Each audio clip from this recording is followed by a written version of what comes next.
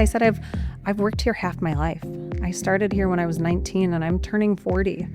I said, I have 3 little kids. Like, my life doesn't look the same way. I don't fit your business model anymore.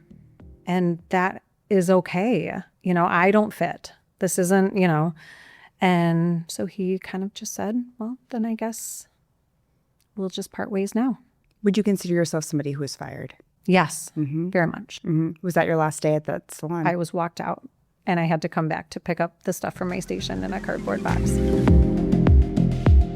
Caitlin Carnahan is a Chicago-based salon owner and color specialist who has built one of the industry's most exclusive referral-driven businesses through consistency, reputation, and elevated guest experience, all with a small social media following and zero reliance on Instagram.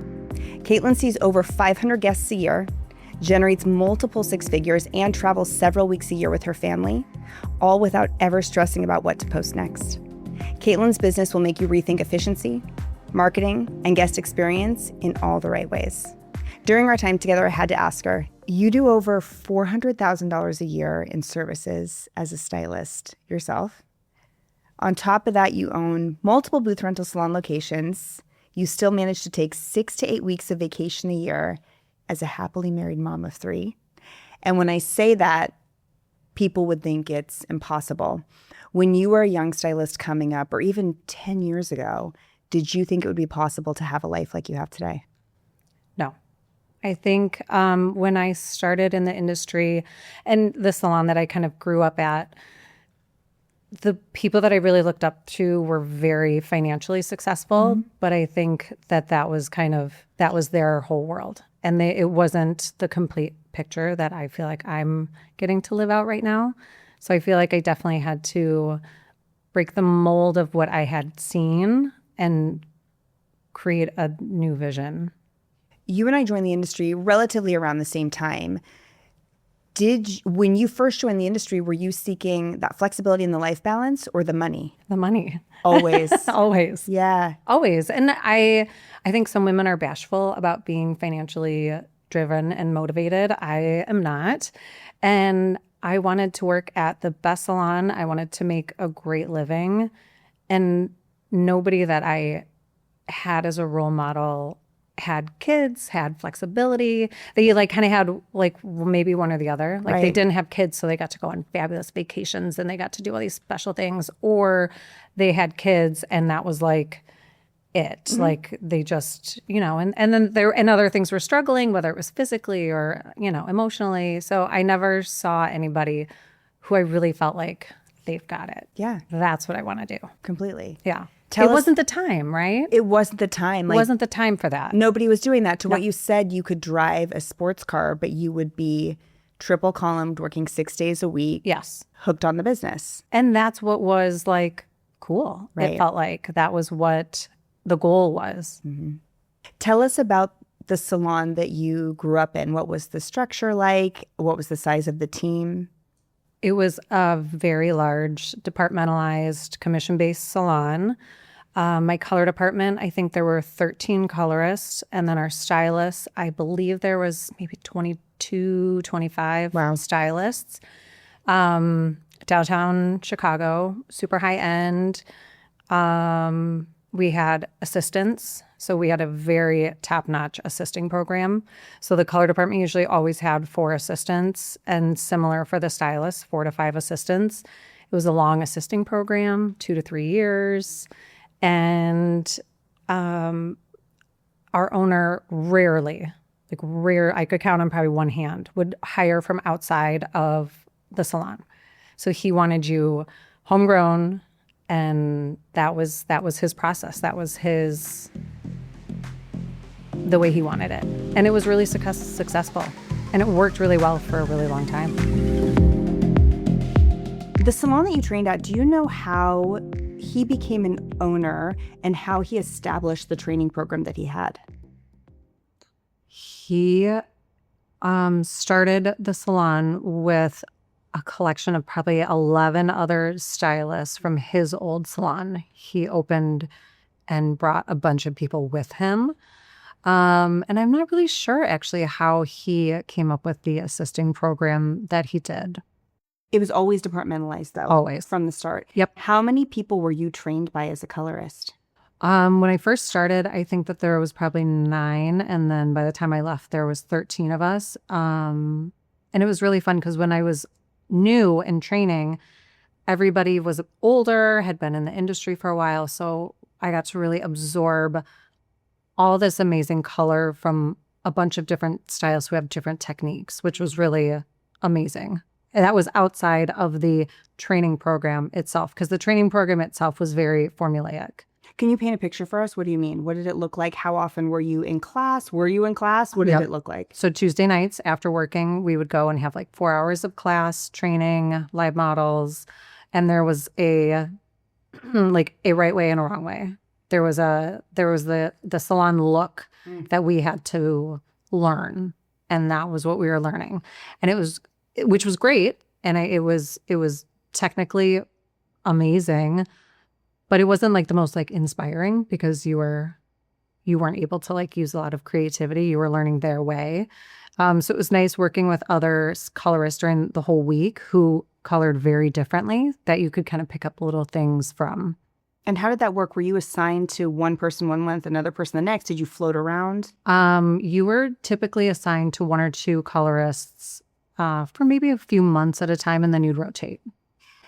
Did each colorist have their own techniques you were able to take away? Like, I understand there was a finished look that was so of the time, like I'm very familiar, but you got to learn from 9 people? Is that what you said? Yeah, at least. And so did everybody have their own unique isms that you were able to pull away? Absolutely. Yeah. I mean, I could close my eyes and I could lay out foil patterns, foil techniques, bleach consistencies. I could still mix those for each colorist. Wow.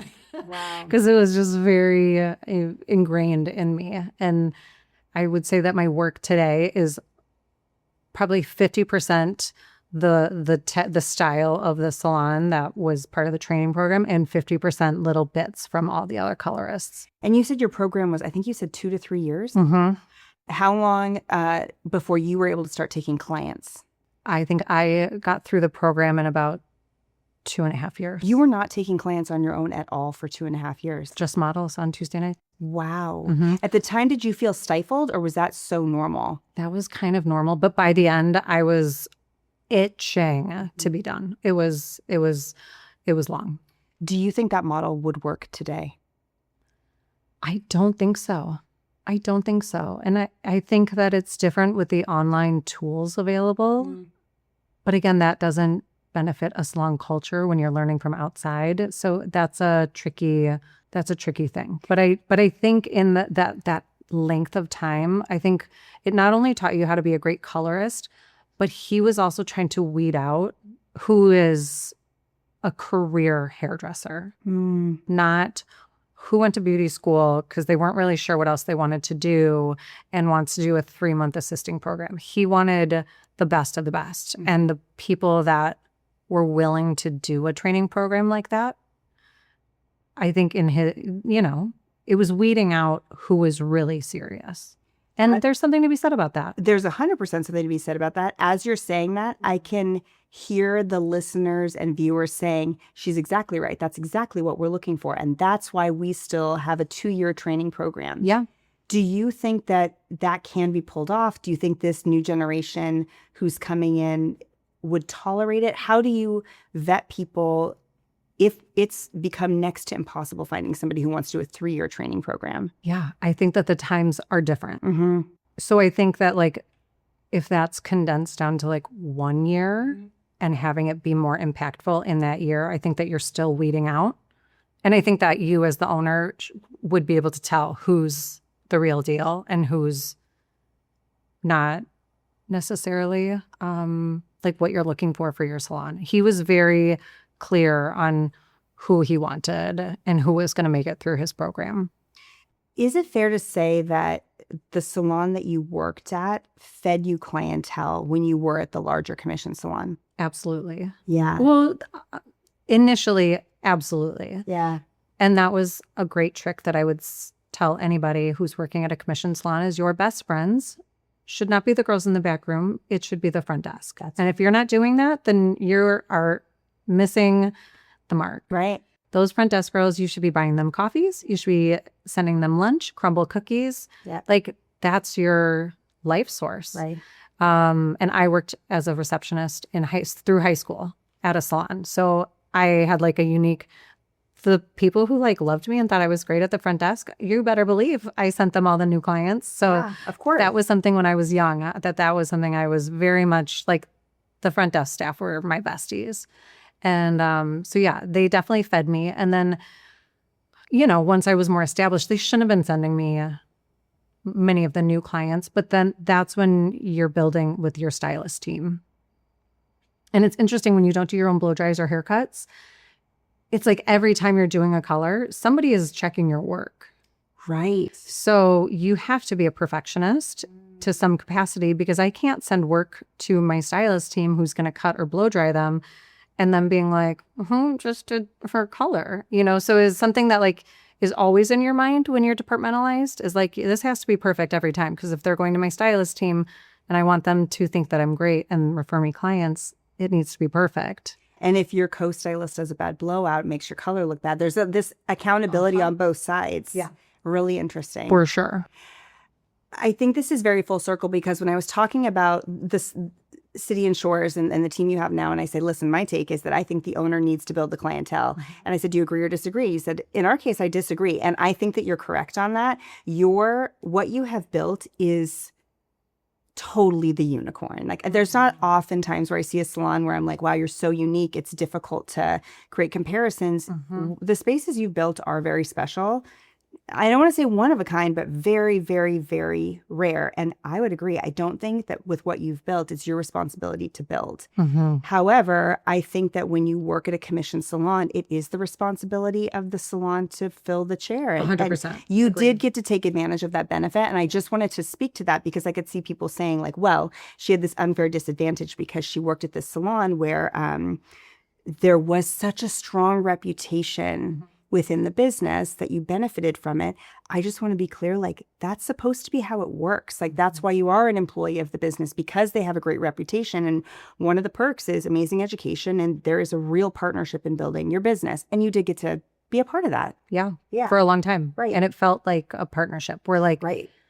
I was there for a really long time. Right. I can imagine how a commissioned salon owner could feel so burnt Totally. building up a stylist, and after 5 years they leave and go rent. I mean, I can empathize with owners where that happens.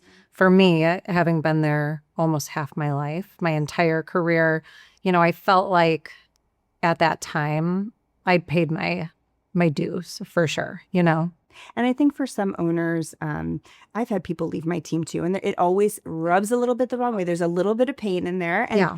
And I do take it personally, but it's I know sometimes a leader will say, think of all that I've done for you, or I built this clientele for you. But when you actually reflect back and look at the facts, we did this together. Like, me taking those guests was a win for everybody. Like, it is a real partnership. And I think when you actually look at the dynamic between leader and high performance stylist, if you don't see that person as somebody that you are truly partnering in business, you've missed the mark, because that is the foundation of a really good relationship between a leader who wants to retain somebody who's high performance and that high performer who wants to stay. It has to feel like we're in it together. Yeah, for sure. And I feel like there were probably some little things that he could have done that would have made it harder for me to make the decision to leave.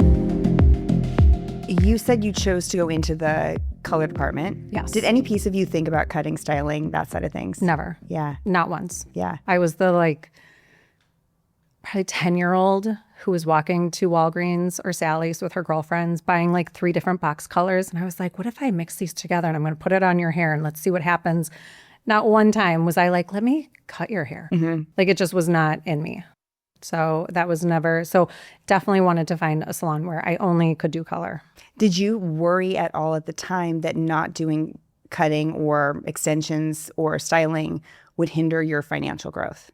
It never crossed my mind. I think because I was so young, and the top salons in Chicago were all departmentalized. So it kind of just seemed like this was a model that worked. And it worked really well if that was where you felt really committed. And I knew that that was where I wanted to be.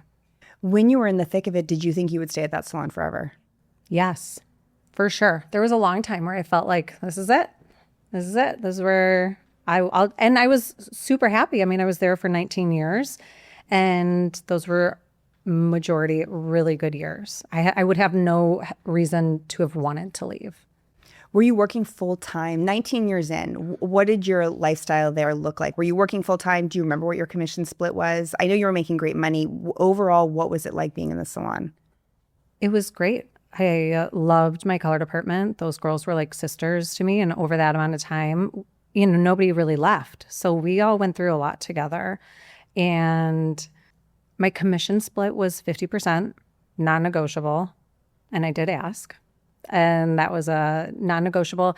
It was 50% and then a $10 head charge, like a product charge per client. And, very typical. Yes. Yep. So and even with that, I mean, I was definitely still making great money.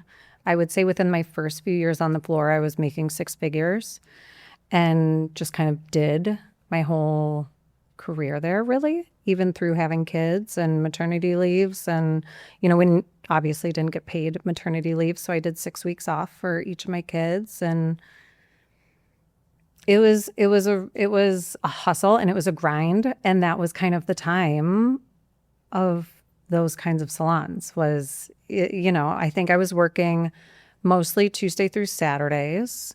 And at some point, I believe I dropped Tuesdays. And that might have been close to COVID. So, I mean, after a long time, I think I dropped and went down to 4 days, maybe after my third was born.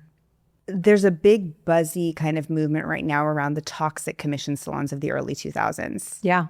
Would you say you experienced that as a stylist? For me personally, I don't feel like I did, but I think that was also because I was booked and busy. And my only focus was my clients. All the other stuff and drama and things that were maybe happening, I was always the last to know. People would be like, oh, did you hear? And I was like, no, I'm working. I didn't hear that. I'm not in the back room enough to be privy to those conversations. So I was kind of kept out of that. And looking back and seeing some of the things that had happened, I'm kind of like, oh yeah, that, maybe felt a little toxic or felt a little weird. But it never affected me directly. I don't think I'm somebody that would be in a toxic environment and stay that long, for sure. Do you think the owner of your salon was trying to take advantage of any of the stylists, or do you think the system that you were working in and the model that you were a part of was the norm? I think it was the norm. I think it's what he knew, it's what he saw, and it's what he kind of recreated. And I think he saw it be very successful for a really long time. And then I think when time started changing and people were wanting different things, I think that's where he felt very much kind of maybe blindsided of I can't believe all these people want these things now. How could they? How long do you think he'd been an owner when those flags started flying of, wait a second, things are changing. I don't know if I'm equipped for this. It was post-COVID. Yeah. I think COVID changed everything for clients and for us on the other side of what are we looking for? What do we want the experience to be? How could this be done better? So his business model ran flawlessly for a really long time, probably 25 years.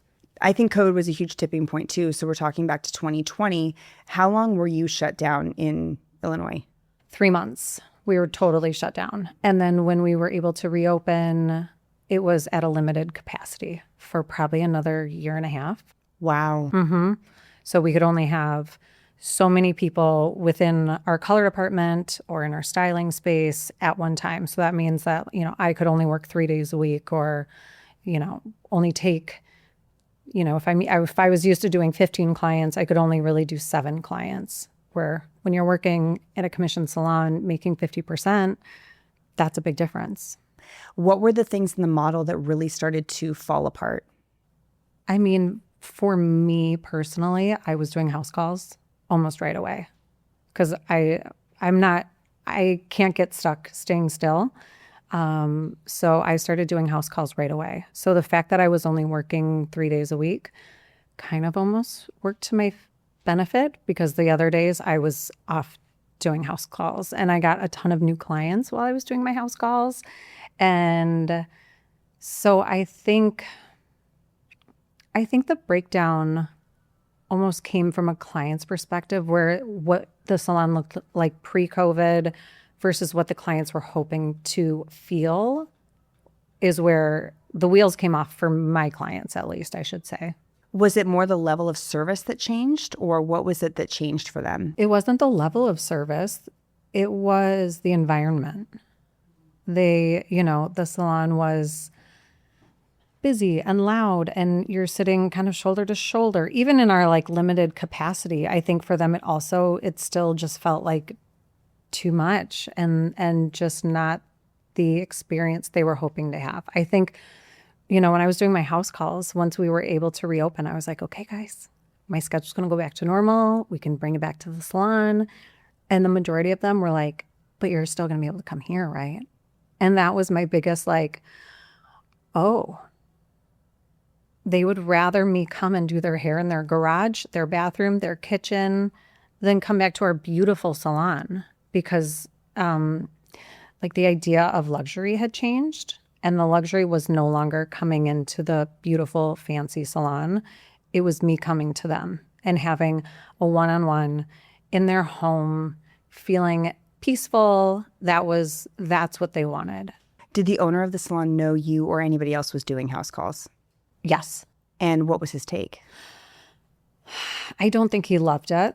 At first, I remember a very vivid conversation that I had with him where he was like, I of course know that you're going to do everything to take care of your clients. So, but I think he also knew that there wasn't anything he could do to stop me from doing house calls. Mm-hmm.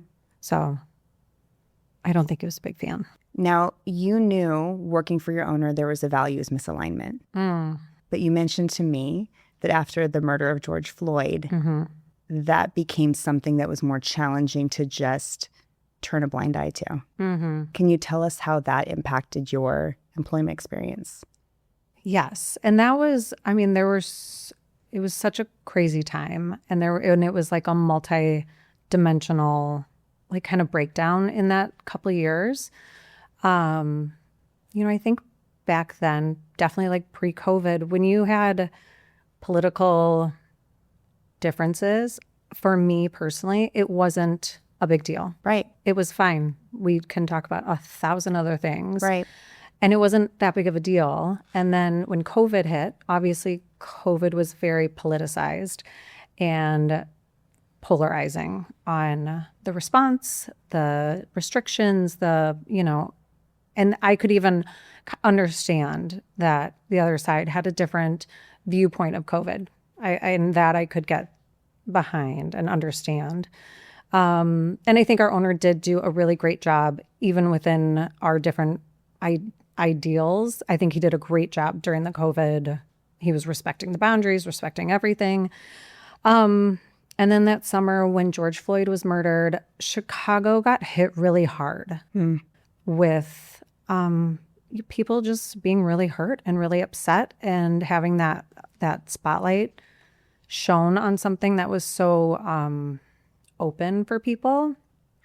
And my husband is Black, and I think a lot of my friends, my clients, my coworkers actually would come to me and say, I had no idea that this could still be happening. So I think it was just a really interesting time culturally for people, being more open. And Chicago had a lot of violence. There was riots, there was protests, there was, especially in the downtown luxury neighborhoods, they were going after luxury. They were going after high end. They were mad. They were hurt. They were all the things. And I could understand what was happening. And I think politically, the other side couldn't, there was no understanding or empathy or curiosity as to what was happening or why was it happening. It was just judgment over what was happening in our salon. The windows got busted out twice. So you're trying to run this luxury salon with boarded up windows. And that was part of the client experience too, of why that kind of breakdown happened for a lot of my clients. They were like, we're not trying to come down there right now. Right. It's like, I get it.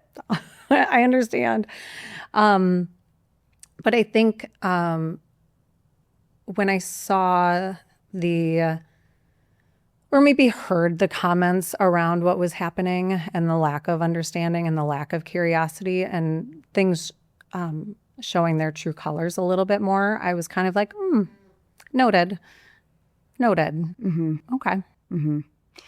When did you ultimately decide it's my time? It's been a great ride. I have been happy here, but something is telling me it's time to make a move.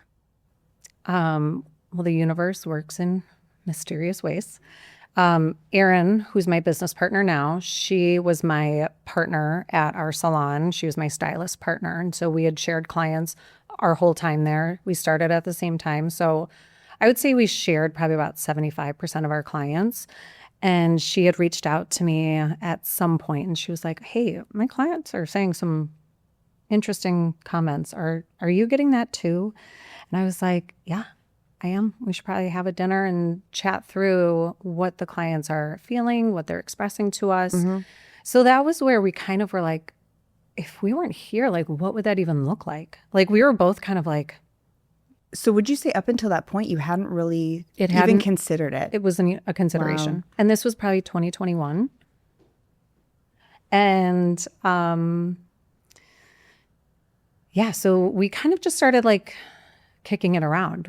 I went and looked at some kind of solo suites, like just for Erin and I to work at. And that felt not right for us.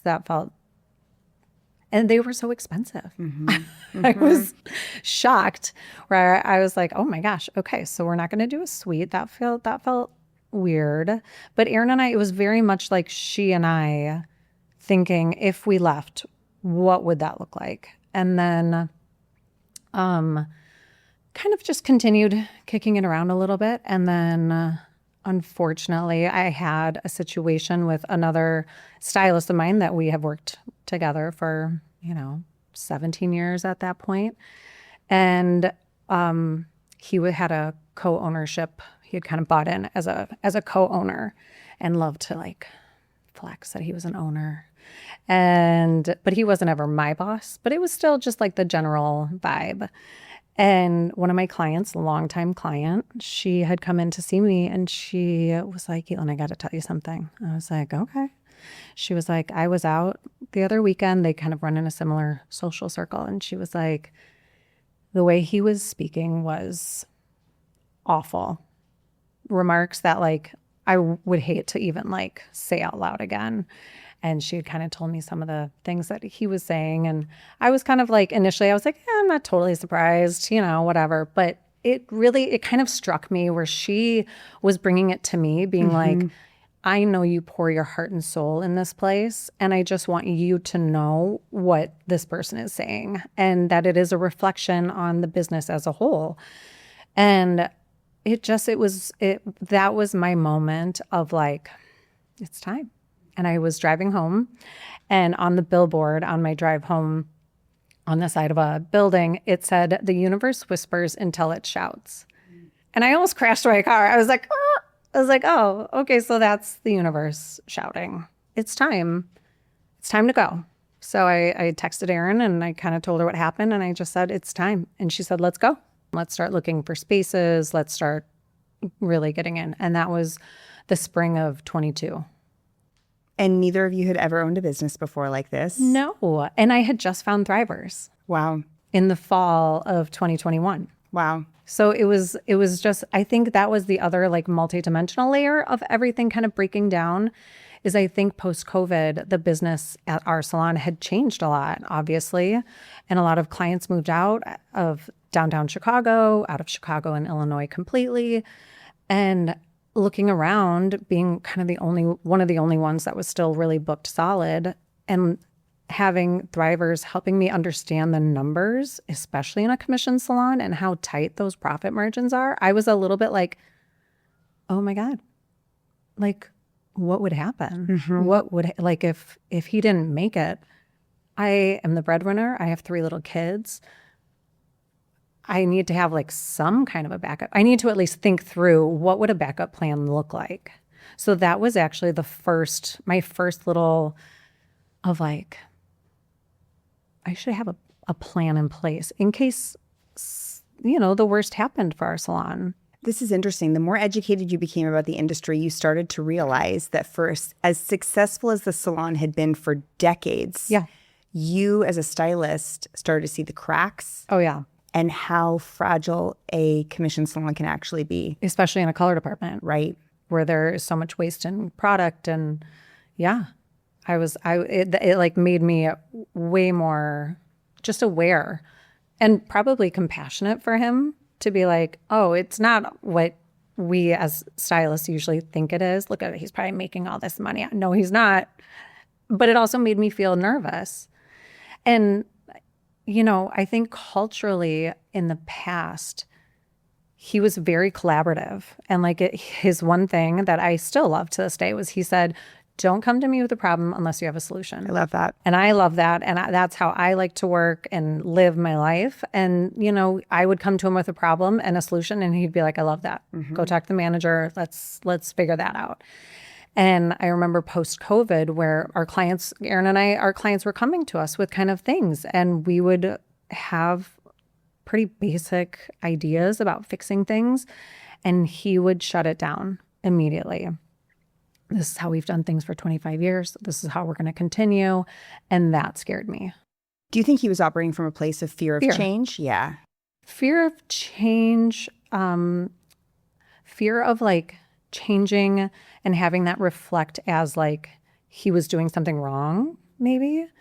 And probably just fear of losing his business because he hadn't experienced, I'm sure, anything like that before. So you had been at the salon for how many years before you actually left? 19. 19 years. Yeah. And you're at that point with Aaron where you're like, it feels right. We saw the billboard. The time is now. Yeah. You decided to open not just one location, but 2. How did you make that decision and why? A lot of our clients were coming into Chicago from the North Shore, which is a beautiful collection of small suburbs, northern Illinois or northern Chicago. And it was a far drive for them. And they just weren't in this time and place wanting to do that anymore. It wasn't fun. It wasn't exciting to come downtown. So we knew that we would want to do 2 separate locations. One cute little spot up there made just for them, and then one still in the city.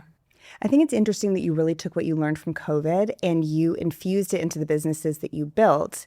And I do think there can still be a narrative in the industry sometimes of clients don't want to support stylists. And the reality is clients are looking for a completely different experience from a stylist, a different energy in the space.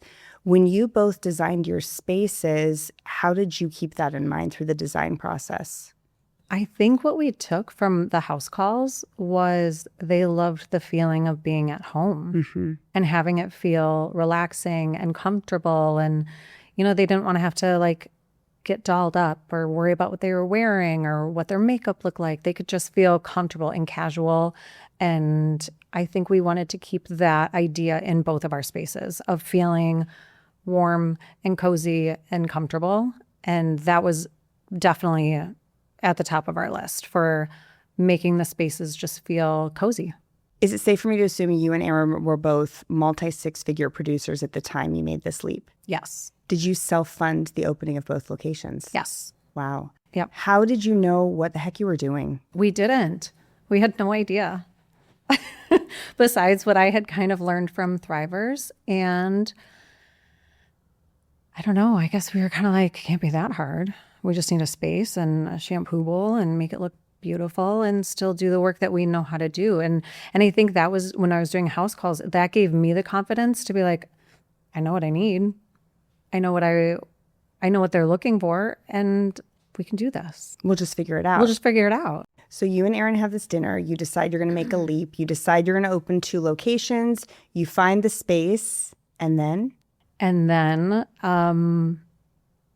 my old assistant, who was currently on the floor for about a year, I had heard I don't remember if she told me or if somebody else, but they said she's really unhappy and she's thinking about leaving. I was like, ugh.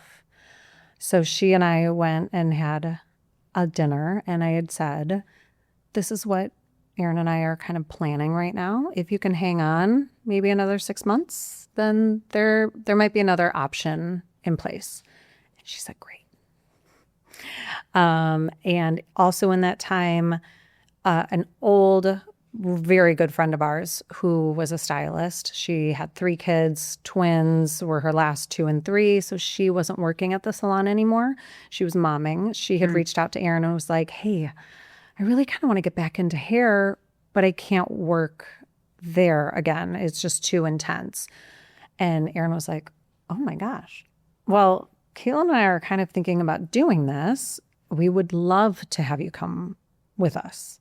So, that was kind of like a little bit of a weird, like, okay, so maybe the space that I need to be looking for isn't just for Aaron and I. It might need to be a little bit bigger. So we were kind of, that was in my brain as we were looking for spaces. And in that time, as any good salon, the word started trickling throughout the salon.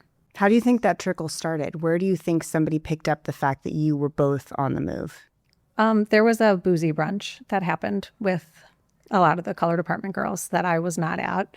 And there were mentions made, it sounds like, that were unfortunate.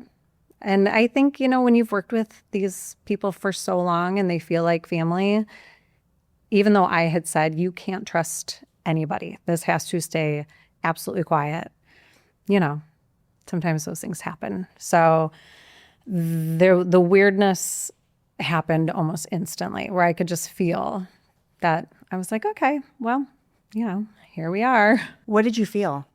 A coldness, because at our salon, it was like, you're with us or you're not. I always say when a stylist is about to make a move, the rest of the team feels it as if you're changing your religion. It feels very personal. Yes. It feels like you're turning your back on the team. Yeah. How dare you? Yes. It's offensive. Very much so. And that was hard in that moment. But I also just had my head down, and I just knew what I needed to do. And I just, I knew my path forward. So it was hard to feel that. But it was also, we were too far. I was too far gone. And I think that they could also feel that like I wasn't coming in the same way that I had shown up for the last 19 years. When we're talking about they, are we talking about the other colorist or the owner in the building? The colorists. At what point does the owner catch on that this is happening? After the incident with that stylist who was kind of a co-owner, I obviously reached out to my owner and I let him know what the situation was. And he was very upset and I think handled it the best way that he could. But I also told him in that conversation that this didn't feel like home for me anymore. And I think he is smart enough and he had known me for long enough that like I am somebody that I'm either all in or I'm out.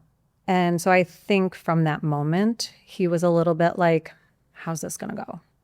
How's this going to go? And then when people were coming to let him know that there were actual plans in place was when he was like, okay, what am I going to do? I was very nervous because, 19 years ago, I had signed a non-compete. And so I was very concerned about what that was going to look like. And I was just hoping that it was so old that it had turned to dust or something. But I had gone on vacation with my family. And so I think I'd been out of the salon for maybe a week and a half. And I came back and was asked to come straight to his office. And I knew for sure in that moment that's what that meant. And so I had talked to my husband. I said, this is it. Today's the day. He was like, okay. How far away were you from opening doors to the new space when today was the day? I didn't have a lease yet. Yeah. Where I was like, oh boy. And how did that conversation go with the owner? It was good. It was hard. He was kind of like, this is what I've heard.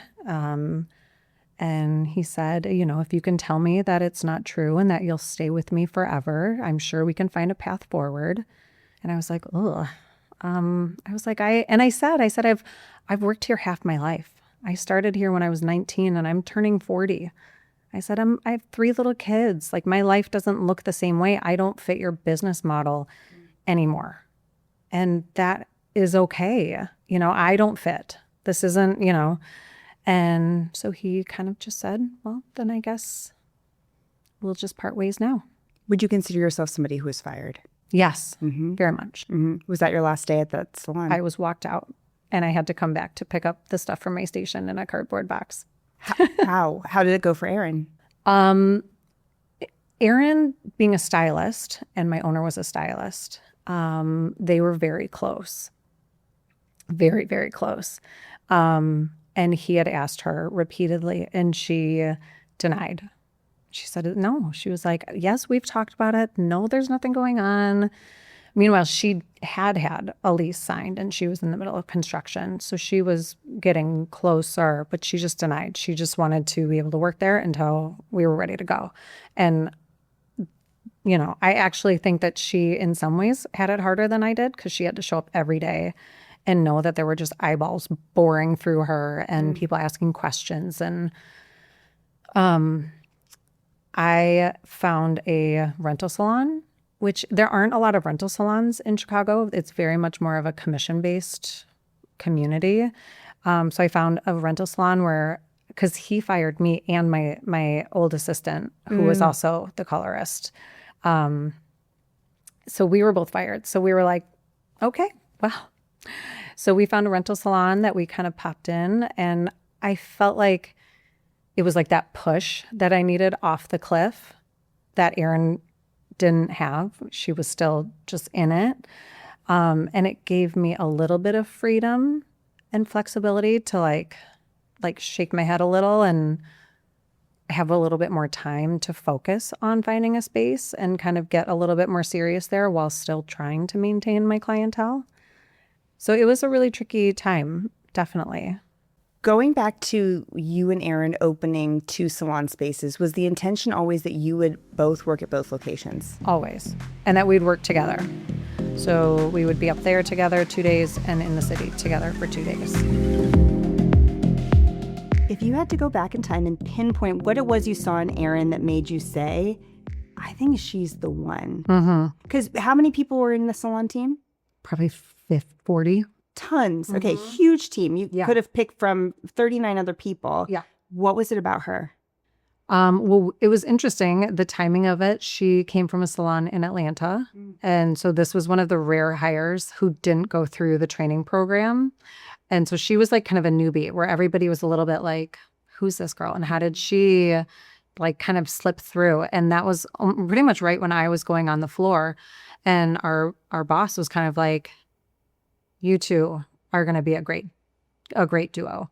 And so he actually kind of had set that up, and I would throw her like crazy things. Like I'd call or I'd go to her station and be like, hey, I have this client. She has like 4 pounds of hair. She needs a blow dry. Do you think you can squeeze that in? I saw that 15-minute spot on your schedule. And she'd be like, yeah, I got that. And the client would come down and she would look amazing. Yeah. So she worked super efficiently. She was super fast. The hair always was perfect. She was that's when I was like, oh, that's my girl. Yeah. Or she'd be like, hey, I have this new client in my chair. She looks great, but like she needs a little something. Do you think you could squeeze her in and then I'll take her again after? But like the flexibility that she is able to like weave into a full packed day, which is similar to me. So I was like, yep, we're going to work together. I think it's interesting that you didn't say, well, she was the person who was making the most money. She was the most educated. You looked for the way that she moved through a day. Yeah. And said, that's somebody that I can work with. Yeah. There was a big, one of the old things from our salon was never say no. And that is easier for some people than others. And it, I always wanted to say yes. I was always going to find a way to do something, and she was the same way. She was willing to do it. So I asked Erin why she likes working with you, and how she knew you'd be a great business partner. Oh, gosh. She said, Caitlin has now and always has shown up for me every single day. She meets me where I am and simultaneously raises my vibration. I get exactly what I need from her, and thank God daily she's the person I get to live out my dream career with. There's a reason she has as many clients as she does, and she's as in demand as she is, because what she does for me, she does for every single person she's ever met. Oh, Pretty incredible. oh, that's sweet. How do you and Erin consistently show up for each other in your partnership? Most salon partnerships that I encounter are broken, fragile. The communication is painful. There's resentment. There's chatter behind partners' backs. How have you sustained this relationship where when I read a message like that, she has like the utmost respect for you? Same. How have you managed to sustain that dynamic? Are you close friends? Was there always a trust there? I think when we were working at our old salon, we were so separate that we never saw each other. I didn't get to hear her conversations. We only knew each other through how we worked together, or like I would get updates through clients of like, oh yeah, they were going on this trip or whatever. So we didn't have a lot of connection. It was just built on the work and the trust and the work ethic that we could trust each other, that we would always make the right decision for each other and for ourselves. And we try to hold each other accountable in trying to maintain the balance too, which is nice, where I'm like, hey, Erin, can you squeeze in this haircut at blah, blah, blah? And she's like, well, I was supposed to leave early for the baseball game. And I was like, then no. Then no. Then the answer is no, you're not available. So like we like know where we're trying to go and be, and trying to hold each other accountable and not let our work ethic, override things. Yeah. So it's just, we're not close socially. I adore her husband and her kids, and she with me, but our worlds are so busy outside of the salon that we're not social. We don't see or really talk much outside of the salon at all. We just kind of keep work at work, and outside of work, it's, we'll check in, we'll do dinners every once in a while, talk through things when we've got big things coming up or decisions to make. But keeping the spaces separate, I think, has really helped, because she gets to make whatever decision she thinks is best for her space, and I get to do it for my space. And that we just both want each other to win is like the number one. That's like the only thing that really matters, is that she wins and I win. And the decisions are easy from that. There's a great book called Do Lead. It's by an author named Les McKeon, and he talks about the enterprise commitment, which is the needs of the clients and the business come first. And I think you both deeply believe in that. But then there's this secondary piece of, and as long as we're still wealthy and our personal lives are still good, we're good. And it's like, what does the business need? That has to be the full focus of the decisions that we're making. Yeah. But we're not going to sacrifice our lives or our families in the process. Right. Where I think at one point we would have, but we're trying to like do better. And we're not competitive with each other, because we're both kind of at that same place, which is good. I think if there was an imbalance of our schedules or our success, I wonder if that would be different, or if that would put like a weird spin on things at all. But I think there's just a good balance of she and I, and a trust. When you officially left, how many stylists from your previous team ultimately came with you to City and Shores? 2. That was from both locations, because our salon actually had 2 different locations, and the 2 girls who came with were from the other location. So nobody from my location came with. Would you consider yourself to have been part of a walkout? No, because everybody that we have with us is from that salon, but they weren't necessarily working there at the time that I was fired or that Erin left. Some were kind of post-maternity, with small kids. So it didn't feel like a walkout to me or Aaron, especially because we didn't have the intention of having a lot of people, or we didn't go asking people to come with us. People came with us after the fact when they were like, oh, there is a different way. How did the non-compete ultimately shake out? Mine must have disintegrated. Thank goodness. I'm sure it was like probably so old it wouldn't have held up in court. And our owner also was notorious for going after people who had left and had won, which was unusual, it felt like. But I think that scared everybody into not leaving, certainly. But for my old assistant, the other colorist who was fired, hers was in place. So she had to not work for 6 months. Wow. Did she not work for 6 months because an attorney told her this is going to hold up, or because she knew he was going to come for her and would likely win? What was her perspective on it? From my clients who are lawyers, they said the reality of it actually holding up could be 50-50. What are you going to pay in lawyers' fees to fight it versus just laying low? So she, I think, kind of self-decided to let me just lay low and I'll start fresh in 6 months. Now, you said that your owner didn't enforce a non-compete on you, but chose another tactic to, I'm going to use the word sabotage your clientele and the future of your business. What was the strategy that he chose to put in place? He offered all of my clients, and I was busy, so hundreds of clients, free hair color for 6 months for me. And he did the same with Erin's clients when she eventually left a couple months later. Wow. Was that campaign successful for him? I mean, I guess that might be a better question for him, but I would have to say no. Most of my clients followed me. And it was really interesting to hear their perspective on that offer. Now, this was post-COVID, so I had a few clients who were in kind of interesting financial situations. And for a lot of my clients, I said, take it. Take that 6 months and then call me. Let me get my feet on the ground. Let me kind of get situated and then call me. Take the 6 months of free hair color. And then, I'll let you know where I'm at. I'll let you know what we're doing. But the majority, I would say probably 75% of my clients were like, ew, no, that felt so, this was kind of also in that like Me Too time of like women really wanting to support women. And especially in my clients, it like felt really ugly. And even they could recognize how unheard of that was. I think what's traditional is, hey, come on back with another colorist and for, that'll be on the house for like one visit. That feels much more normal when any stylist leaves for any reason. This felt sabotagey.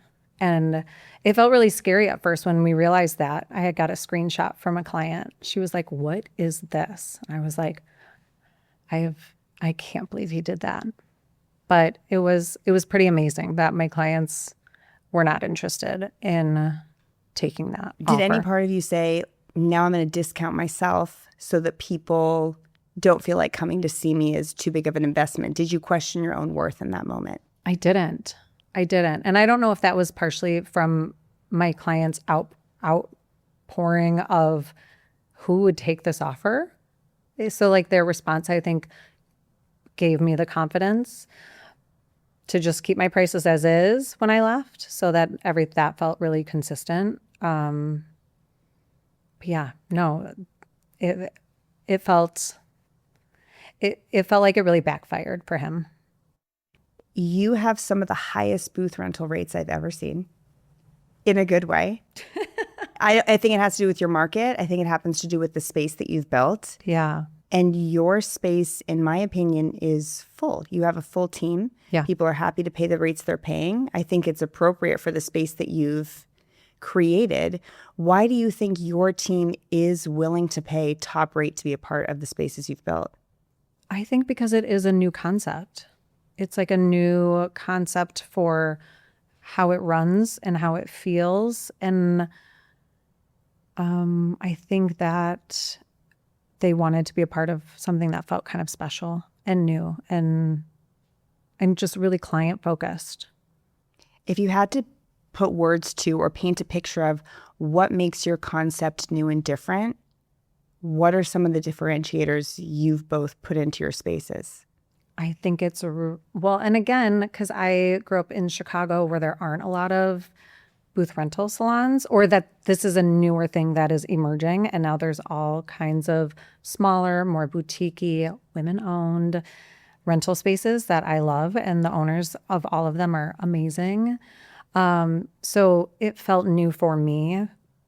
These were very much knee-jerk reactions from the salon that we came out of. So everything felt so new for us. And so like, is this really happening? Is this how we're working? Is this how, like, we get to just kind of do our thing? And everybody has such a good work ethic. It's not like people are going to be flaky with their client. It's not like because they don't have that control, like that external control, then like the wheels are just coming off. These are all professionals, you know, and that was something that was really big at our old salon was you have to see yourself as a professional or nobody else will. And that, you know, we need to behave in a professional way for our clients to see us that way. So that has continued into City and Shore, but without, you know, the external control ideas. One of the things I'm big on is I'm of the belief that the owner is required to build a large portion of the clientele for their team. Mm-hmm. Do you agree or disagree? In a booth rental, it feels like I disagree. Yeah. I feel like that is part of, because the clientele that I'm building for myself isn't going to be the clientele that everybody else wants to build for themselves. And one of my favorite things about Thrivers was the psychographic factors. And that is very clear for me with my clients, but that isn't what my other renters, that isn't their clients. So it would feel so foreign for me to be trying to build their clientele for them if I'm attracting the wrong people for them, if that makes sense. It does. Does City and Shores have a marketing strategy in place, a strong social media presence? Is this a focus in your business? It's not. Our old salon owner was very much against social media. I think that came from a fear for him of us having communication or a connection directly to clients. I think that felt very uncomfortable for him. So nobody did social media at our whole salon. There was never any ring lights. There was never any, I don't know if we even had a handle for so long. So it wasn't something that it wasn't natural for us to do.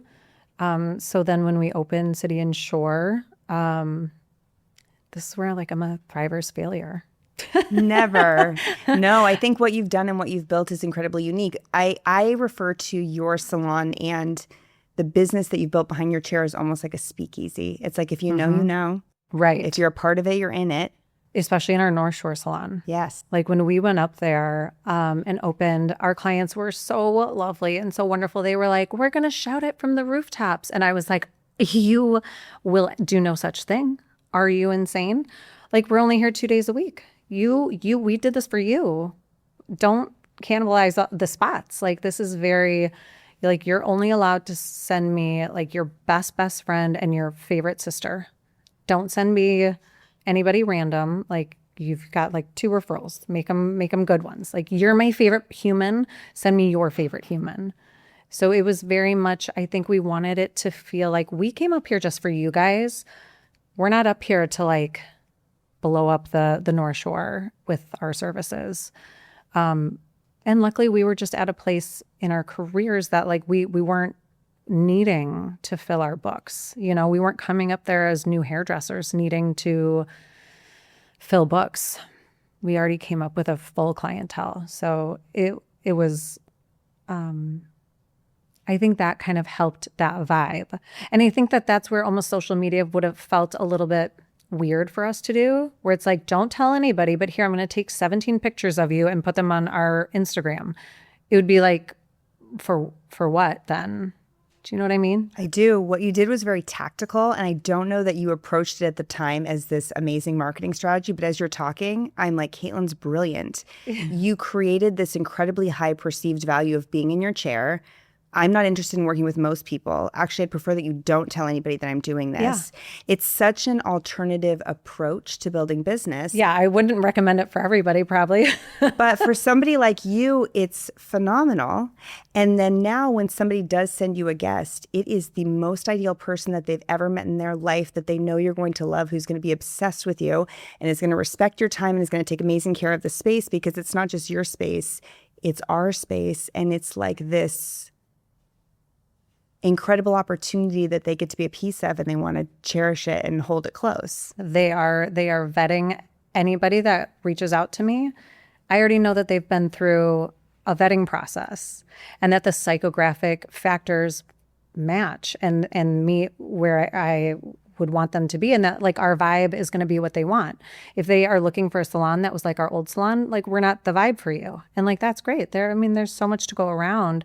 So like what we're trying to do is something that's a little bit more unique, and our clients love it because they understood it.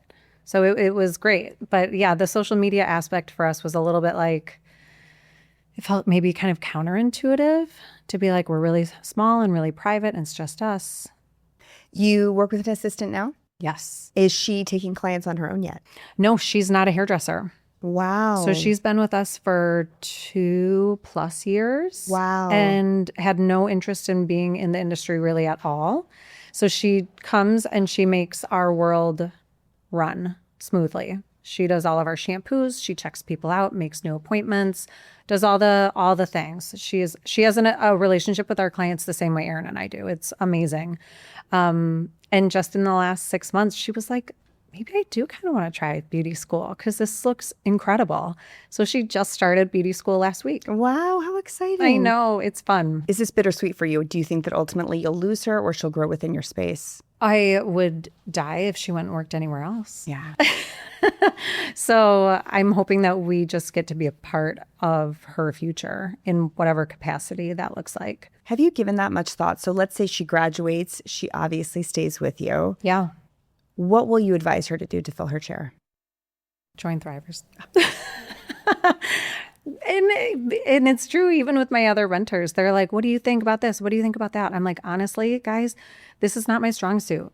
I don't know, but these are the people that I've learned from and that I really respect. And I really think that it's beneficial for everybody to find a coaching program or find even just somebody on Instagram that you are listening to like get there.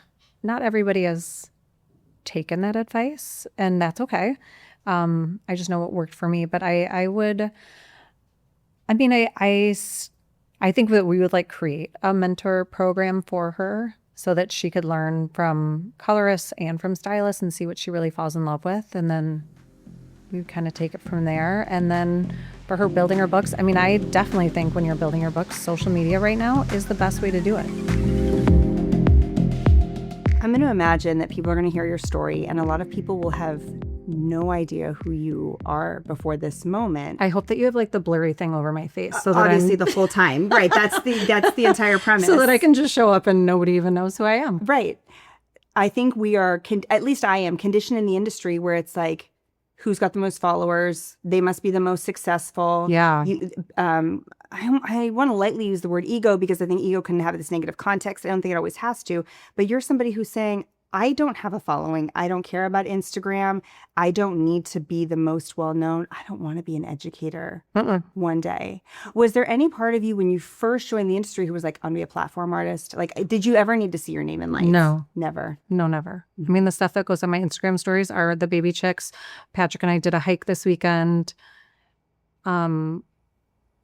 You talk about the Instagram, like reaching out to new clients, which right. makes so much sense for people. This is not like a tell me your personal life. Right. For me, I actually find it a little bit different that when I'm posting, especially like the stories, it's almost like another connection tool for my clients of like, hey, I had a last minute opening. I'm going to put it on my stories. And then my clients can see it that way. So I almost feel like my Instagram, I actually try to make it just for my clients. Yeah. So that it's like another connection point for me and them. And they like seeing what my kids are up to, or when my 6-year-old is doing a hair creation, or we have baby chicks that we're babysitting, or my enormous dog dragging a stick on our walk. It's like, it's almost like going deeper with the clients that I already have. Right. That's like a tool that if I used Instagram more, I feel like that's how I would use it, is more of like, okay, this is my Instagram. It's really just for my clients. I'll post, openings, or I'll have stories about my kids, but it's not going to be your face plastered on my feed or anything like that. So it is a different.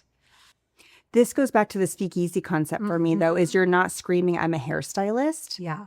It's just, if you know, and this is who I am and this is my life. Right. And your intention is not to build clientele with it. And I think that's what's a really important takeaway for people, because a lot of people will say, I wish my Instagram could just be baby chicks and dog walks. And me too, same.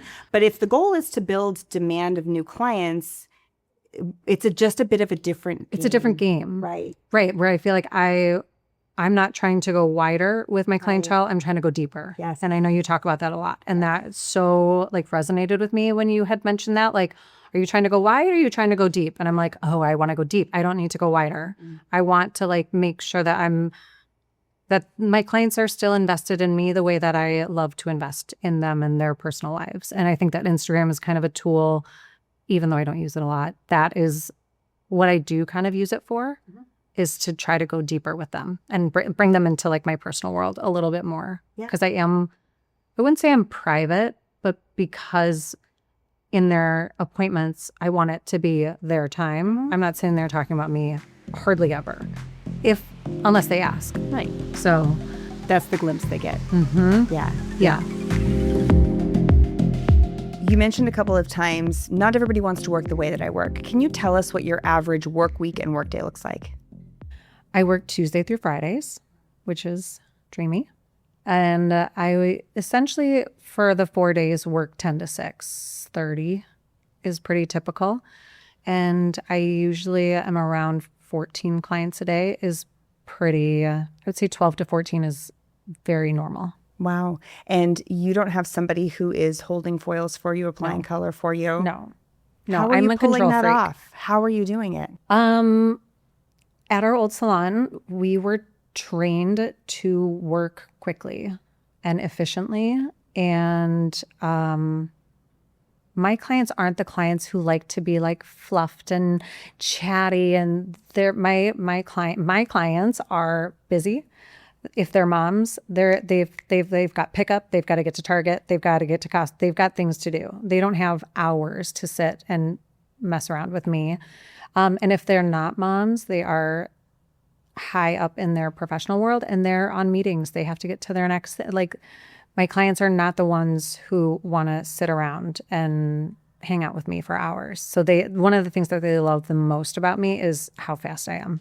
And then I'm quick, it's efficient, and they're on to their next event. Often in the industry, when we hear luxury, we think slow, we think more, we think pour in, we think 3-hour appointments. My clients would murder me. I'm your clientele. Speed is luxury for me. There's nothing I want more than time back. Same. Do you often have multiple clients in your space? Yeah. And is that ever a challenge? Does it work seamlessly? No. And especially because so many of my clients, they've been with me forever. So the rhythm that I worked at our old salon is very similar to the rhythm that I work at now. It's just calmer because it's just kind of, it's a calmer space. So even though the rhythm is the same, it has such a better, calmer, relaxing feeling that I think they love that they're not losing out on the time factor, but yet it just feels like such a better experience.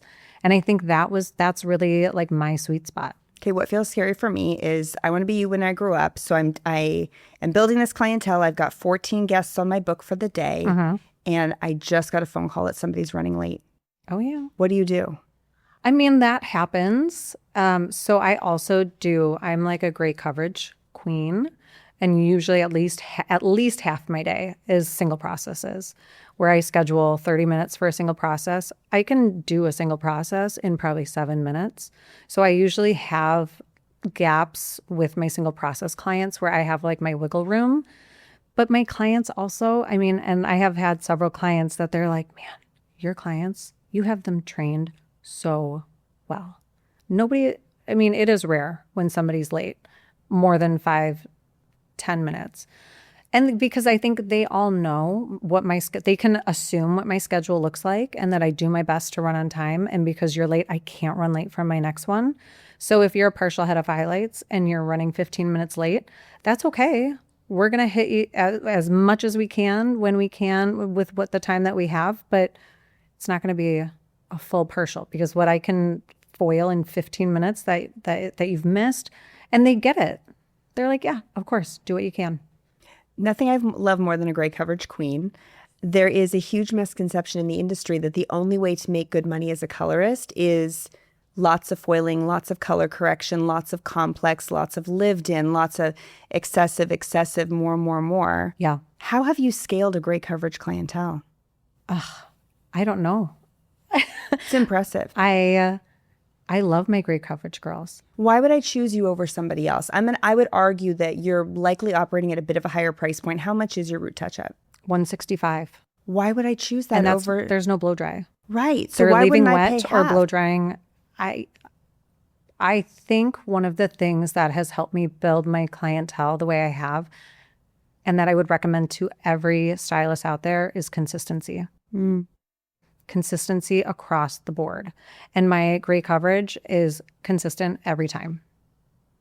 Every time. And I think I don't overcomplicate formulas, and I try to just keep it simple and keep it perfect every time. And I think clients just appreciate that about me, maybe as a colorist in general, where they're like, well, if I'm going to pay a lot more, I might as well just make sure that it's great every time. You know, and it's the little things in the details for a single process. It's making sure that they aren't stained, making sure that they're, you know, like it's kind of the little things that make a big difference for those clients. Mm-hmm. You mentioned a moment ago, you don't do blow dries? I come in for color, and how do I leave? A lot of my clients will towel dry, throw their hair in a ponytail, and they're like, bye, I love you, see you in a month. And some of them, we have our blow dry bar where they can blow dry their own hair. Or I have a lot who are scheduled with Erin for a haircut right after, or a blowout with Erin after. How often are you and Erin sharing space? All the 4 days. Most of the time. Yeah. Got it. Yep. Got it. So they'll come and sit in your chair, get their roots done, get their foils done, pop over to Erin, cut, style, out the door. Yep. Wow. Yep. It's great. And she is a psychopath like I am and runs exactly how we just work the same. So those moments, the clients are just like, this was amazing. How often do you think it is that clients are coming in because they love the dynamic between you and Erin specifically? It's interesting because at our old salon, we were on separate floors. So Erin and I rarely got to see each other. We just knew that we were in love with each other, the way that we worked together and the way that our client focus was absolutely the same. So we never really had a ton of time together before. So now, and honestly, I think that our services that we do together are the best, but she and I don't have a ton of interaction, even in our tiny little spaces. You know, I'm with my client, she's with her client. Mm-hmm. We just really try to keep that emphasis on who's in our chair and this is your spotlight. My daughter's here with us, and she is getting to hear your interview. And you stepped away for a moment, and she whispered to me, I am so inspired by what she's done. But when she talks about her speed and efficiency, it almost feels intimidating because the gap between somebody who is a few years in, and listen, in the early years, you are trying to understand the science of everything, your learning guest experience, the confidence. I mean, you're trying to learn so much. Mm-hmm. How did you get to this point of speed? And is there something that you would suggest anybody else do to get to that point? I think it is the repetition, and it was kind of the expectation at our salon was that we move quickly. Like, we had one colorist who was older and he moved at his pace, and watching him do a full head of foils, I was like, I unsubscribe. I can't watch that. Yeah. I can't. It was like, it would give me anxiety. So the culture itself didn't allow for that. So being a part of that for 19 years, it just, and I mean, there are other I think my hands just work faster. I don't know, but it can't feel rushed at the same time because I don't want any of my clients feeling like I'm rushing through something or trying to do it fast just to get to my next client. I have the appropriate amount of time that I need for the service that I'm doing. So, there's that finesse to working quickly and efficiently without it feeling rushed. And I think that it is just doing it a lot to get you there. But in the same breath, I work with a colorist who I've worked with for 20 years, over 20 years. And she's like, I watch you work and I don't know like what is happening. I don't know how did you do 3 clients in the time that it took me to do one? Right. So, and she and I have worked, she grew up at the same salon. So I don't know. It isn't for everybody. And I appreciate you said that. It isn't for everybody. No. This is how you have done it. Yeah. It doesn't mean that this is the blueprint for every colorist No. to be successful. Right. I'm curious, how would you describe your specialty? Within the color world? Yeah, if I was to say, if I met you for the first time, we're here in this interview, and I said, I'm so excited to be here with you. Tell me what your specialty is as a colorist. What would you say? I would say that I love doing my single process touch-ups, like a basic brunette or a brunette who goes brassy. Like I love you because I can nail that every single time. And I love my blondes who come in maybe every like 12 weeks, like a natural lived-in believable blonde, but not like a lived-in blonde like is going on right now with like balayage and you need to do 100,000 foils to get there. It's like, no, this is just like a believable blonde that grows in beautifully, has a root glaze, natural. Can I describe your specialty to you the way that I see it? Yeah. You specialize in efficiency and simplicity Yeah. without sacrificing results. And it's incredibly unique. When you go to a class, we were talking earlier and you were telling me a couple of classes that you have on your radar for this year. And that's one of the things I love about you. You are a 20-year veteran, 20+ year veteran to the industry. And every year you're like, I'm getting this educator. I'm going to this class. I need to know what else is going on. I'm trying to get 3 new takeaways. But when you're in this class, your vantage point is efficiency, simplicity.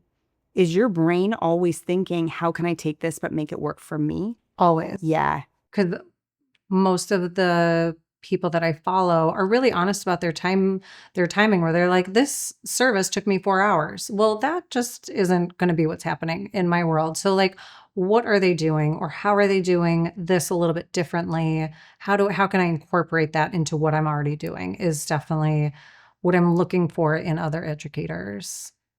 I think your approach is very interesting. I've talked to other people who are at similar levels of success, and sometimes they'll say, it feels a little bit unrelatable to me because people don't work the way that I do. I'm so unique. It's hard to find people who work the way that I do. You are playing a different game. You're not saying I need to find the people who do it how I do it, but do it better. You're saying I know who I am. I need to find people who do different things so that I can keep developing the skills that I already know that I have. For sure. Yeah. Absolutely. How do you find, you said that you find educators on Instagram. How are you screening so that you're certain you're sitting in a room where you're going to get 2-3 great takeaways?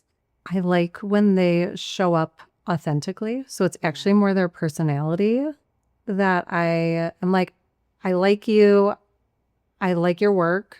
And I feel like I'll be able to ask you real questions and I'm going to get like a real answer, not like a curated answer. That's what I find in like the education that I have taken. It's like people that I feel like are have like a similar authenticity, not like I'm just looking so perfect on Instagram. I actually just started following this colorist on Instagram this morning and I was looking through her feed and I was like, I'm going to unfollow because this isn't even the work that like I am going to pretend to even be able to do or want to do. So it like didn't speak to me. So I was like, no, I don't think I need to. I love how particular you are in where you're going to invest your time and energy. Yeah, because I'm not on Instagram a lot, Right. because when I'm working, clearly I'm not having time to sit on my phone a lot. And then when I'm at home, I'm kind of like, I'm with my family. Yeah. And so I, again, with 3 kids, don't have a lot of time to be like, I'm just going to be scrolling here now. So yeah, on my feed, especially on my work feed, I want it to be like, I want to be watching the people that I really want to be watching. So I'll easily like unsubscribe from people who I'm kind of like, no, I don't think we like aren't aligned enough that I'll be able to grab much from that. Do you know what your average ticket is right now? I think I'm around 285. 285, and you're seeing 10, 12, 14 guests a day. Mm-hmm. Our friends at home can run the math on that. So you're into the deep multiple six figures at this point. Mm-hmm. Do you have a sense of what your profit margin is? I think I'm around 70%. Wow. Profit margin. And that's probably also including booth rent. How do you keep your color cost controlled? I find that with a lot of colorists, that's where you really lose your margin. Oh, 1000%. And I think a lot of colorists or stylists in general, we have that personality type where we're like, ooh, that foil's so cute. Let me buy that. And I do not have that. I'm like, no. I want the old school Reynolds 711s. We're going to cut them like this. I don't need the cutesy foils. I don't need to try this. I keep things really consistent with ordering. So I've got the colors that I order. I can make whatever I need from those colors. And it just keeps the purchasing really tight. I think it's interesting you've marketed efficiency. Yeah. In all ways of your business. Always. Mm-hmm. I'm the efficiency queen. How do you educate yourself? How have you learned to be such a successful colorist? Are you continuing to take classes? How do you find educators? On Instagram. Ironically enough. Ironically. That is where I find great education. And shout out to Carly, Blonde Chronicles. She's amazing. She's amazing. She works really similar, uses similar products that we do.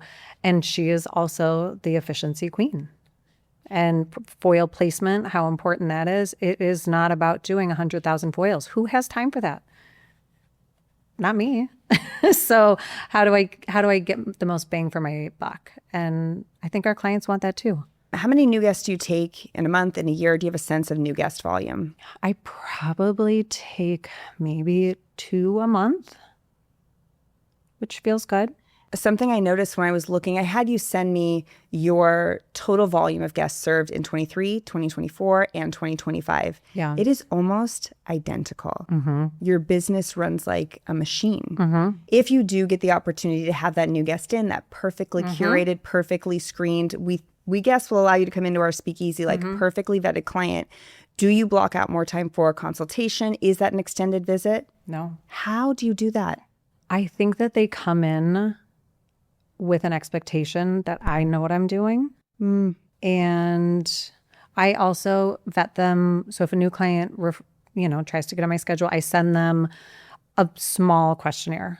Do you have any allergies? What's your hair history? And send me current photos and inspo photos. So that is our pre-consultation before you're even in the building. That way I don't have to waste time when you're in my chair going over, so what do we want to be today? It's like, no, we've already covered that. And that way, if they sit down and they're a brunette and they're like, oh, I want to be bright blonde, that isn't a shock to me. And then I don't have to have the awkward conversation of like, I'm so sorry, I didn't have you scheduled properly. Because now this is all me. I can't blame a front desk. I can't blame somebody else for like having this mistake. So that vetting process for me is really important for new clients of like, I need to see where we're at right now. What are you hoping for? And then I can adjust expectations before you even walk in. Let's say it's me and I'm new on your books and I come in with the hair I have today and I say, that would be so fun. We would have so much fun. We would get ourselves into trouble one day. And I say, I want to be a blonde, which I'm not going to be doing. But let's say I said that to you. I said, hey, I've heard so much about you. I know that you're incredible. I've decided I'd like to go blonde. You've got me on your books for how long? Like, are you a new client? I'm a brand new client. We've never met before. I did the pre-consultation. You know my goal is to have your hair color. Do you know what I would probably say? Tell me. I would probably say, unfortunately, I don't have room on my schedule for that kind of a transition. Here is the name of our other colorist that works with me who has a little bit more flexibility in her schedule. She's amazing. We've worked together for over 10 years. I will send her your info. She would be fantastic. I also do not have any feeling of I have to take every new client that comes my way. That ship has sailed. When did that ship sail for you? When I left my old salon. Because there it was, it was a little dog eat dog, where like if you miss that new client, they're going to somebody else. And when you're working, there's that feeling of scarcity where like coming into this new chapter, it's like we're in the abundance mindset and not every client is a perfect client for me, and that's okay. So I think in that moment, I would just try to make you feel the most comfortable possible in seeing somebody else who I really trust. You're at a place where I even mentioned to you, your root touch-up price point is you're playing in another arena. How do you look at price increases? Is it something that you're focused on year over year? How do you continue to grow your revenue, knowing that your numbers are some of the most consistent I have ever seen? You really do have it dialed. But the cost of living is going up for all of us. How do you sustain without getting to the point of, a $250 root touch-up? Where am I supposed to go? Yeah. Right. That is something that Erin and I often talk about. And I'm not really sure, to be honest. Fair. And it feels kind of funny, like talking about a price increase where what I make every year, it feels like so weird to be like, I should probably do a price increase. Like, for what? So I think it's more about like room on our schedule. And Erin has the exact same issue that I have. We don't have room for new clients. And I know that that's not the best place to be in our business. But we also love our clients so much that like our goal is to not price out our clients. Like, I just saw a client last week who I've done for, I don't know, probably 15 years. And I adore her. And it's a stretch for her to come see me. And so she has kind of figured out how she was like, guess how long I went in between? I was like, how long, Kathy? She was like, I went 18 weeks. I was like, and look, it still looks beautiful. Yeah. So like, that's my goal. Yes. I don't want to price out people that I adore, but I do know that it is obviously part of the business. So I wouldn't say we have like a super strategic price increase plan. But what we have done in the last couple of years is we've actually alternated. Like last year, I raised my prices at one location, but not the other. And I'm kind of like, maybe I do that every other year. So it's like every other year, each clientele feels a price increase, and that keeps it more manageable, maybe. But no, I wouldn't say we have like a plan of attack for increases. Your clients could run the numbers if they wanted to. They know how much that they're paying when they check out. They see how busy you are. Do you think they have a sense of how successful you are? No, I would die if they did. There's a big fear in the industry right now around clients judging stylists for creating a beautiful life for themselves. What advice would you have for a stylist who listens to this and is like, I would love to be doing over $400,000 a year in services and still being an incredible mother and an incredible wife and having balance and being happy. I'm worried that my clients won't support me. I don't want to be a sellout.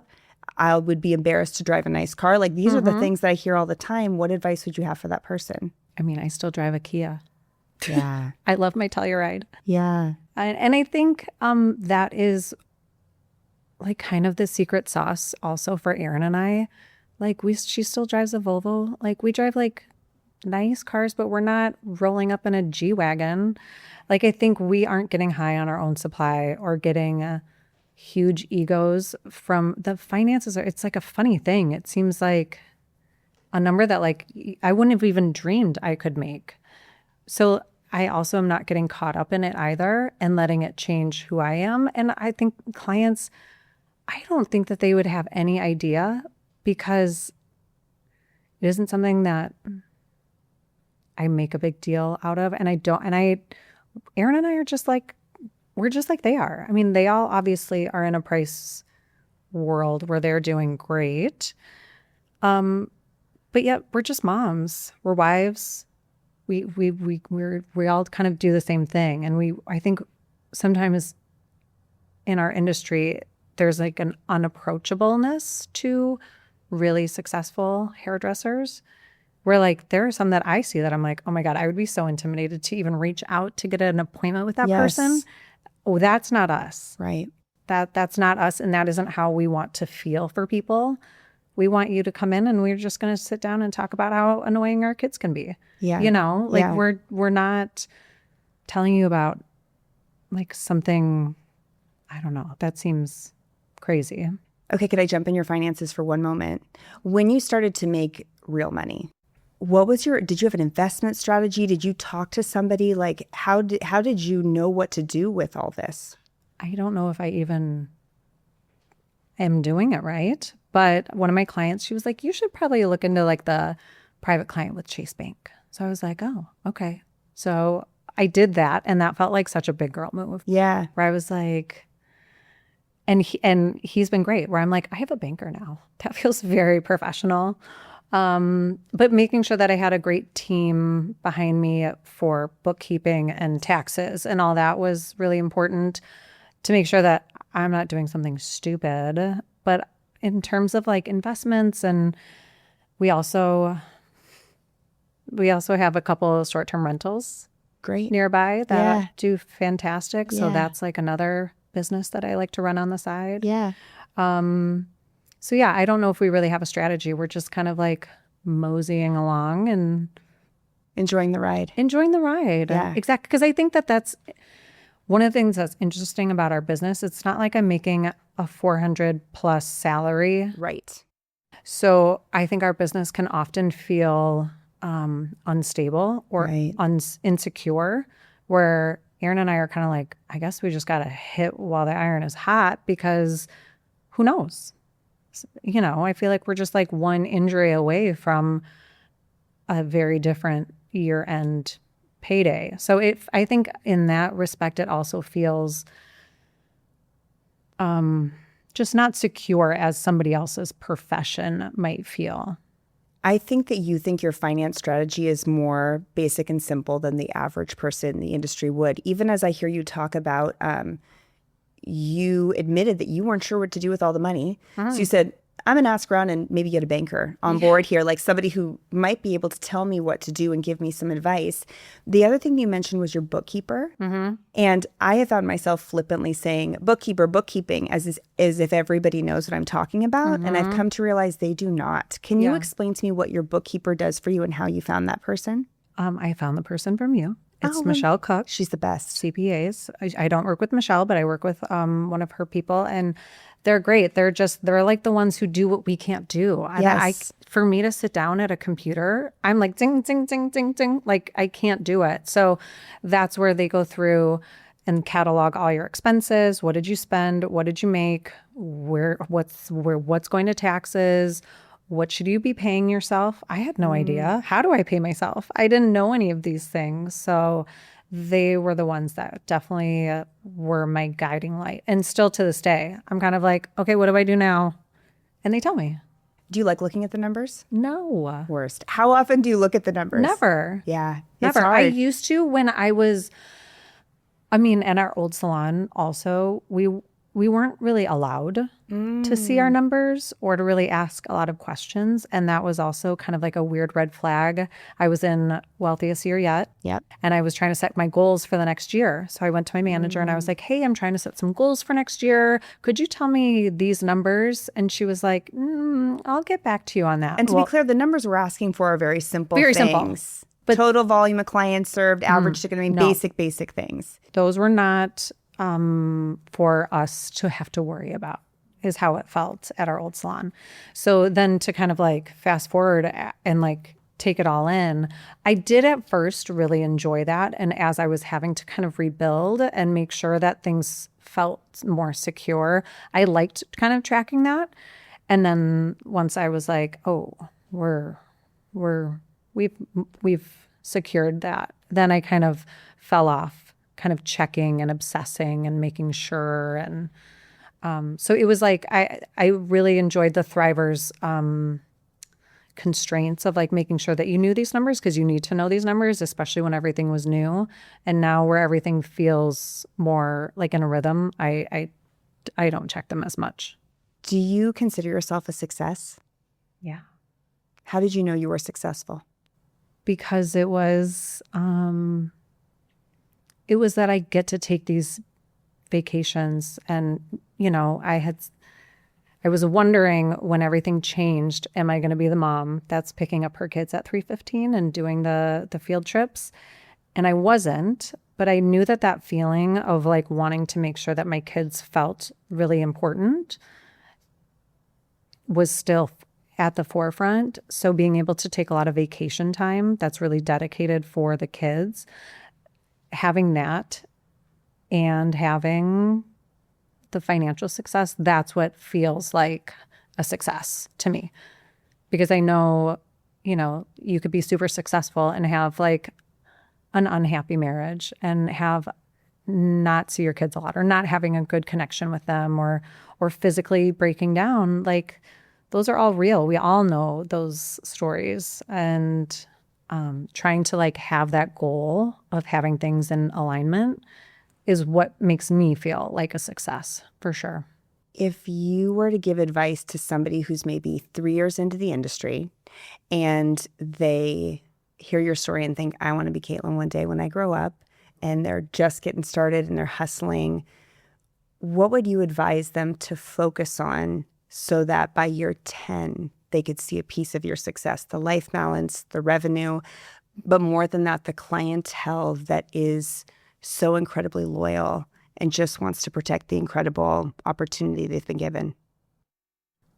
I feel like my biggest piece of advice is always consistency in almost like any aspect of life, but certainly in your work. Do all the classes, find the online people, get a mannequin head and get after it. Showing up to work every day with your clients, consistent.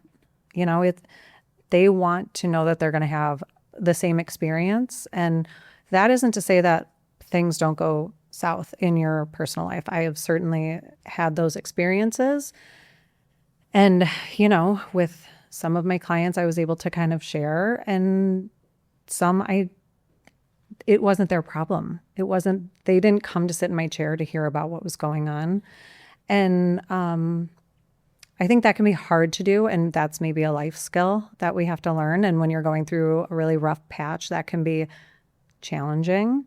But I think that's the ultimate goal, is just stay consistent, do the education, and always make it about your client. The consistency is, how do I make this appointment for my client their best appointment time? And sometimes it's not talking. I have so many clients who I've done for 10 years. I have no idea what they do. I have no idea if they're moms. I have no idea where they're from. Because when they come, they want to read a book. They want to do their work. And that's great. You meet your clients where they're at. 1,000%. Caitlin, you're amazing. Thank you for joining us. I so appreciate you. Thank you. Thank you.